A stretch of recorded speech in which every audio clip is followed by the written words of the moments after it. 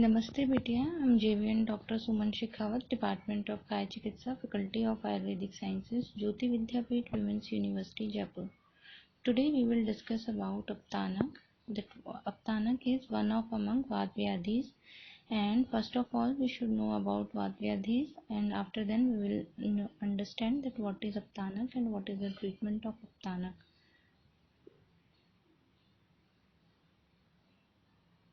सिद्धांत के क्रम में पहले हमें यह जान लेना ज़रूरी है कि अष्टमहारोग कितने होते हैं।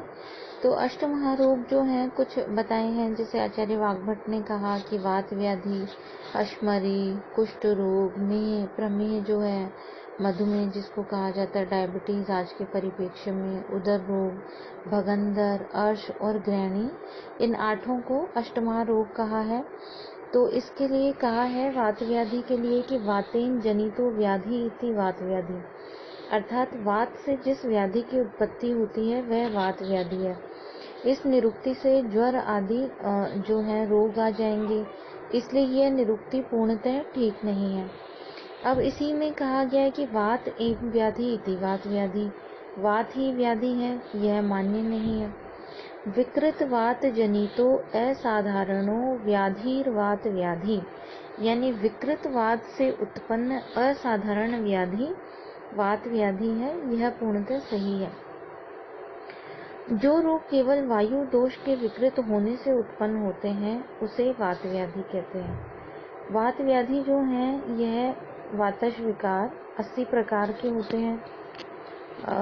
इसके अंदर जो है अगर हम देखें कि इसका सामान्य निदान, तो वात विकार जो है इनका सामान्य निदान इस प्रकार से होता है, जैसे कि वातवर्धक आहार का सेवन करने से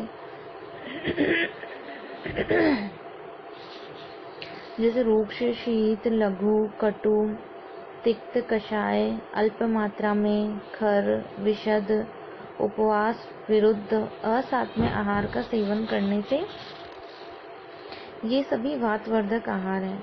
अगर हम वातवर्धक विहार की बात करें तो इसमें वेग धारण, भय, शोक, चिंता, अति मैथुन, रात्रि जागरण, अति व्यायाम, अति पैदल चलना, उच्च भाषण, अधिक भार उठाना, ये सभी वातवर्धक विहार हैं।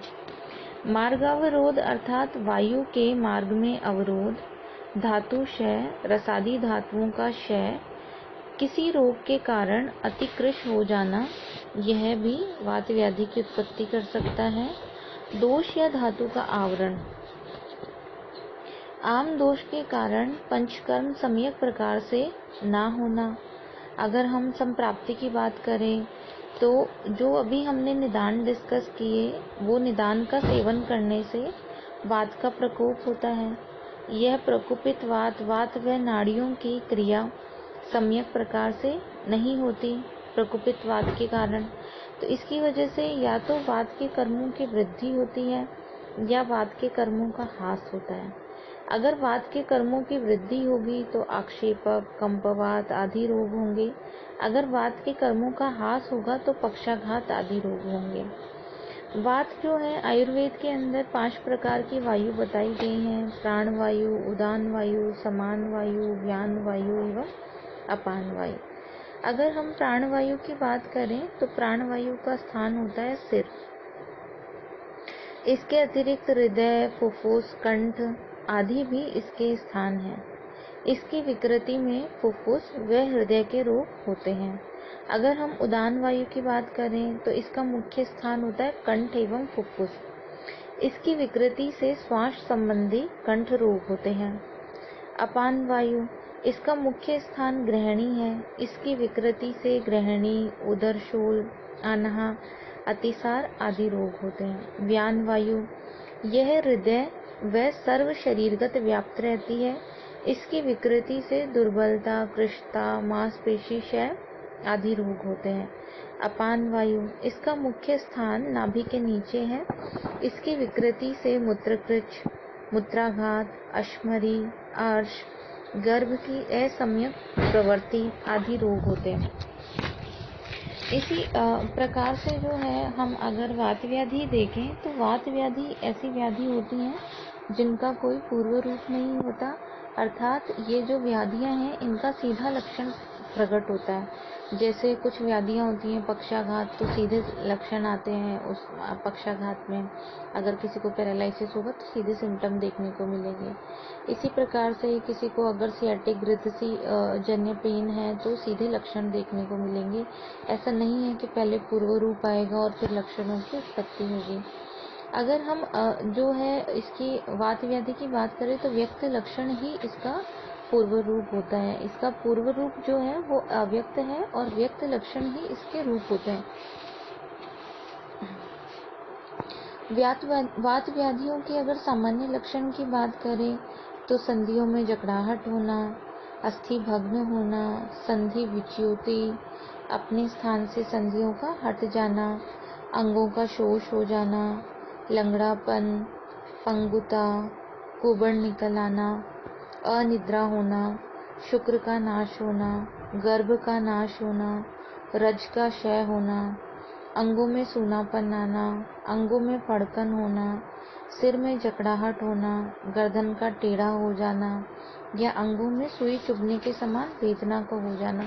इस प्रकार से इसके लक्षण बताए गए हैं। अगर हम वात व्याधि के आवरण देखें कि किस प्रकार के जो है आवरण जन्य इसके अंदर दोषों की दृष्टि होती है, तो आवरण के कारण वात के जो है दोष धातु और मल के 22 आवरण बताए गए हैं और वात के परस्पर आवरण भी 20 बताए हैं, यानी वात का ही वात के द्वारा आवरण। इस प्रकार से जो है वात व्याधि की अगर हम देखें कि ये जो कंडीशंस हैं इनमें किस तरह के चिकित्सा उपक्रम का प्रयोग किया जाता है, तो वात व्याधि चिकित्सा के सिद्धांत व अगर चिकित्सा सूत्र देखें तो इसमें स्नेहन, स्वेदन, संशोधन, नस्य, धूमपान, रसायन प्रयोग, आवरण में उपचार, इनका प्रयोग करते हैं। जैसे वात व्याधि में अगर हम स्नेहन की बात करें तो स्तब्धता रहित वात विकार में घृत, तेल, वसा, मज्जा के बाह्य एवं अभ्यंतर प्रयोग से स्नेहन कराना चाहिए। स्नेहन में स्तब्धता रहित वात विकार में घृत, तेल, वसा और मज्जा के बाह्य व आभ्यंतर प्रयोग से स्नेहन कराना चाहिए। अगर हम स्वेदन की बात करें तो सम्यक स्नेहन के बाद स्वेदन कराना चाहिए। अगर हम स्वेदन के लाभ देखें तो जैसे अंग मृदु हो जाते हैं, दोष जो होते हैं वे शाखा से कोष्ठ में आने पर ही उन्हें आसानी से शरीर से बाहर निकाला जाता है। इसमें जो है स्नेहन स्वेदन के पश्चात विरेचन, आस्थापन, अनुवासन बस्ती का प्रयोग करना चाहिए। बस्ती वात रोगों के लिए सर्वश्रेष्ठ उपचार है। वात का मुख्य स्थान पक्वाशय है और बस्ती द्रव्य जो है वहीं पर वात को नष्ट कर देते हैं। नस्य, धूमपान, रसायन प्रयोग, आवरण के अंदर उपचार, इस प्रकार से जो है वात व्याधि की चिकित्सा की जाती है। अभी ये वात व्याधि में ही हम ग्रदसी रोग के बारे में आज जानेंगे और भिन्न भिन्न प्रकार के जो है ग्रदसी, पक्षाघात, खंच पंगु, कोष्ठुक शीर्ष और बहुत सारे जो वात रोग हैं, रक्तगत वात, मांसगत वात, मेदोगत वात, विभिन्न वात व्याधियों के लक्षण जो है हम पढ़ेंगे। Now we will talk about अपतानक। इस आक्षेपक में रोगी की दृष्टि, सिर और संज्ञा का नाश हो जाता है, कंठ से शब्द न निकलना, दौरा आने पर मूर्छा व दौरे से मुक्त होने पर स्वस्थ हो जाना, कुपित वायु द्वारा उत्पन्न ऐसे रोग को अपतानक कहते हैं।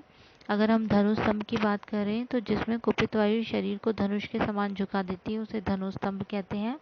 यह अवस्था के अंदर स्नेहन, स्वेदन, नस्य, संतर्पण, आहार, बस्ती आदि का प्रयोग कर सकते हैं। रसराज रस, योगराज गुग्गुल, ब्राह्मीवटी, सरस्वतरिष्ट आदि का प्रयोग किया जा सकता है। Thank you. I hope you all are satisfied with this session. If you feel any kind of problem with this session, please mention it in comment box. I will resolve it soon. Thank you. नमस्ते बिटिया, हमेशा खुश रहो। I am JVN doctor Suman Shekhawat, department of काय चिकित्सा, Jyoti Vidyapeeth women's university, Jaipur. Today we will discuss about avvahuk. Avvahuk, we can correlate avvahuk with paralysis of the brachial plexus. In modern science or in modern science aspect. First of all, we will talk that what is Nidana according to Ayurveda of Avahuk. अववाहुक जो है इसको अलग अलग आयुर्वेद जो text है, आयुर्वेदिक जो शास्त्र है, इनके शास्त्रों में आयुर्वेद से संबंधित जितने भी शास्त्र हैं उनके अंदर इसके अलग अलग प्रकार के जो हैं कारण बताए गए हैं, निदान बताए गए हैं। जैसे अववाहुक जो है इसका उल्लेख जो है वात व्याधि के अंतर्गत आया है। मेन इसका जो अगर हम कारणों के अंदर माने तो वात दोष जो है वो इसके लिए मेन रिस्पॉन्सिबल फैक्टर होता है। वात दोष वर्धक आहार विहार के सेवन की वजह से अववाहुक जो है रोग की उत्पत्ति होती है। उसके अंदर जैसे अगर हम वातवर्धक आहार विहार कहें तो अगर हम वातवर्धक आहार देखें तो जिस प्रकार रुक्ष आहार का सेवन, शीत आहार का सेवन, अत्यल्प आहार सेवन या फिर असात्म्य आहार का सेवन या कटु तिक्त कषाय रस प्रधान आहार का सेवन, विषम आहार सेवन, नियम विरुद्ध आहार का सेवन और अध्यसन, दारुण अर्थात अतिशीघ्र कुपित होकर दूषित करने वाला आहार, खर अर्थात कठोर एवं रुक्ष प्रकार का आहार, विषमाशन या फिर अगर हम निदान की बात करें तो जिस प्रकार जो है अत्यधिक रात्रि जागरण, वेग धारण, चिंता, शोक, काम, भय, प्लवन जो है कष्टदायक शैया पर बैठना, अत्यधिक भाषण, अत्यधिक अध्ययन, अधिधावन, अभिघात, सुखपूर्वक न बैठना, क्रोध करना, दिवा स्वप्न, दिवा शयन, अति भार वहन, इस प्रकार जिस प्रकार अगर हम विशिष्ट निदानों की बात करें तो किसी प्रकार के चिरकालीन रोग से ग्रस्त होना, किसी प्रकार के जैसे रस रक्तादि दांतों का क्षय होना, किसी भी कारण से दोष धातु का आवरण अथवा वात का मार्गावरोध होना, वात दोष का स्वयं ही क्षय होना, शरीर में अत्यधिक आमरस की उत्पत्ति होना, असम्यक प्रकार से पंचकर्म का प्रयोग। इसी प्रकार जैसे अन्य निदान है रक्त धातु का निर्हरण या फिर मर्म स्थानों पर आघात, पुरुष का क्षय, ग्रीष्म ऋतु, वर्षा ऋतु में अस्वाभाविक जो है स्वाभाविक रूप से वात का प्रकोप होता है। दिन और रात्रि के तृतीय भाग में स्वाभाविक रूप से वात का प्रकोप होता है। अन्य के जीर्ण होने पर वात का प्रकोप। इस प्रकार के जो हैं वात दोष कारक जो आहार हैं एवं विहार हैं या फिर जैसे गर्दन में आघात लगना या फिर अंश संधि जो है उसका विश्लेष हो जाना, डिसलोकेशन ऑफ शोल्डर जॉइंट या फिर जैसे अक्षकास्थि जो है क्लेविकल का भग्न हो जाना या फिर ट्यूमर के कारण या जैसे ब्रेकियल प्लेक्सिस में आघात होकर के पैरालिसिस उत्पन्न हो जाना, इन सभी निदानों के कारण जो है अववाहुक रोग की उत्पत्ति होती है। अगर हम अववाहुक के सामान्य लक्षणों की बात करें तो इसके अंदर जैसे अंश संधि जो होती है यानी कि जो हमारा शोल्डर जॉइंट है वहाँ की सिराओं में संकोच होता है, constriction of the when of the shoulder joint या फिर जिस प्रकार जो हस्त की चेष्टा का पूर्णतः नष्ट हो जाना, loss of function of hand is called as अववाहुक या बाहु में शोष हो जाना, atrophy of muscle of arm. इसे जो है इस प्रकार के लक्षण जो है अववाहुक रोग में देखने को मिलते हैं। इसी प्रकार जो है अगर हम इसके अंदर चिकित्सा की बात करें तो जैसे नस्य कर्म है या फिर स्नेहपान है या स्नेहपान के पश्चात भोजन का प्रयोग बताया गया है यहाँ पे, और जो है जैसे स्थानीय अभ्यंग और स्वेदन बताया गया है। विशेष रूप से अगर हम जैसे हमारे जो है आचार्य वाग्भट के अकॉर्डिंग देखें तो उन्होंने अष्टांग हृदय निदान स्थान के अंदर कहा है अंशमूल स्थितो वायु शिरा संकोच्य तत्रगा बाहुर प्रस्पंदित हरम जनयति अवबाहुकम। अर्थात अंशमूल स्थितो वायु, ये जो निदान है वातवर्धक आहार विहार इनका सेवन करने की वजह से अंशमूल में जो स्थित वायु होती है वो वहाँ के शिराओं का संकोच कर देती है, जिसकी वजह से वहाँ की जो चेष्टा होती है बाहु प्रस्पंदित हरम जनयति अवबाहुकम, वहाँ की जो चेष्टा होती है उसका नाश हो जाता है। यह जो कंडीशन होती है इसको अवबाहुक कहते हैं। इसी क्रम के अंदर आचार्य वाग्भट ने इसके चिकित्सा के लिए कहा है अवबाहो हितम नश्य स्नेहश्च उत्तर भक्तिकम। ठीक है। यानी अववाहुक का जो रोगी है, जिसको जो अववाहुक से ग्रसित है, उसके लिए नस्य कर्म जो है वह हितकारी है। और यहाँ स्नेहपान के पश्चात इन्होंने भोजन का जो है विधान बताया है। इन्होंने स्नेहपान के पश्चात भोजन सेवन का के लिए कहा है। इसी क्रम में अगर हम देखें तो जो है जैसे शास्त्रोक्त जो ये चिकित्सा उपक्रम यहाँ बताया है, इसी के अंदर उन्होंने कहा जैसे जो वात व्याधि कारक जो योग हैं, या फिर जो आसव अरिष्ट हैं, या जो चूर्ण रस भस्म वटियाँ ये हमारे यहाँ बताई गई हैं, इनका प्रयोग किया जा सकता है। जैसे वात गजांकुश, महावात गजांकुश रस, वतारी रस, वात विध्वंसन रस, रसराज रस। और जैसे चूर्ण हैं तो अश्वगंधा चूर्ण, या जो है एक पंचकोल चूर्ण, नागराध्य चूर्ण, नारसिंह चूर्ण, या फिर महारासनाधिक्वात, रासना सप्तकवात, रासना दशमूलक्वात, माश बलादिक्वात।